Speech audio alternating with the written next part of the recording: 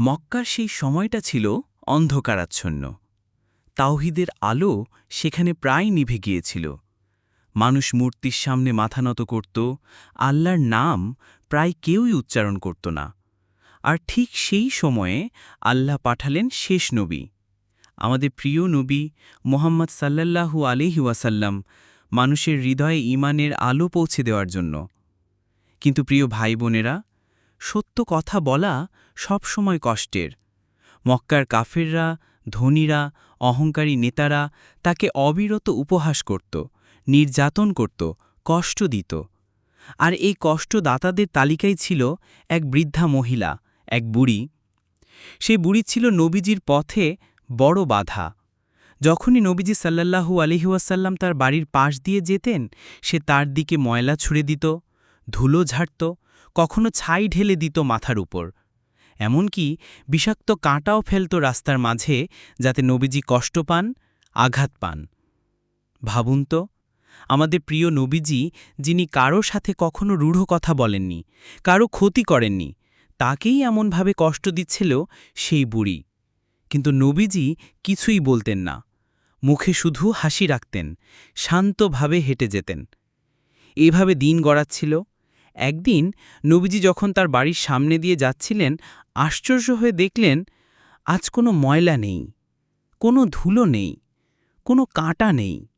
রাস্তা পরিষ্কার, সেই বুড়িকেও দেখা যাচ্ছে না। নবীজির মনে প্রশ্ন জাগল, কি ব্যাপার, আজ বুড়ি কোথায়? যে প্রতিদিন পথে কাঁটা বিছিয়ে রাখত, সে কেন আজ কিছু ফেলল না? নিশ্চয়ই বুড়ি অসুস্থ। নবীজি থামলেন, চারপাশে তাকালেন, তারপর সরাসরি বুড়ির বাড়ির দরজায় গেলেন। দরজায় নরমভাবে নক করলেন। ভেতর থেকে দুর্বল কণ্ঠ ভেসে এলো, কে? নবীজি বললেন, আমি মুহাম্মদ। বুড়ি অবাক হয়ে গেল, যে মানুষটিকে সে এত দিন অপমান করেছে, ময়লা ফেলেছে, রাস্তা নোংরা করেছে, সেই আজ তার দরজায়। নবীজি মমতা ভরে বললেন, আজ আপনাকে দেখতে পেলাম না, তাই খোঁজ নিতে এলাম। শুনলাম আপনি অসুস্থ, যদি অনুমতি দেন আমি ভিতরে আসতে চাই। বুড়ি অনুমতি দিল। নবীজি ঘরে ঢুকে দেখলেন সে জ্বরে কাঁপছে, দুর্বল হয়ে পড়ে আছে। নবীজি তার পাশে বসলেন, পানি দিলেন, তার সেবা করলেন, তাকে সান্ত্বনা দিলেন। সুবহানাল্লাহ। বুড়ি নবীজির ব্যবহারে খুবই অবাক হলেন। বুড়ির চোখে পানি চলে এলো।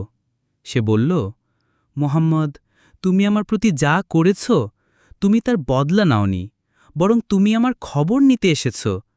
এমন চরিত্র, এমন দয়া, এ কেবল সত্যিকারের নবীর পক্ষেই সম্ভব।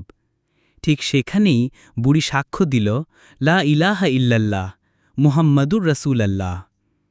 দেখুন প্রিয় ভাই ও বোনেরা, নবীজি কত বড় মনের মানুষ ছিলেন। তিনি প্রতিশোধ নেননি, অপমানের বদলে দয়া দেখিয়েছেন, ঘৃণার বদলে ভালোবাসা দিয়েছেন। আর সেই আচরণই মানুষের হৃদয় বদলে দিয়েছে। ঘৃণাকারীকে ভালোবাসায় পরিণত করেছে, কাফেরকে মুমিন বানিয়েছে। এই গল্প শুধু অতীতের ঘটনা নয়, আমাদের জীবনের শিক্ষাও বটে। কেউ তোমাকে কষ্ট দিলে তার প্রতি রাগ নয়, বরং দয়া দেখাও। হয়তো তোমার সেই দয়া একদিন তার অন্ধকার হৃদয়ে ঈমানের আলো জ্বালিয়ে দেবে।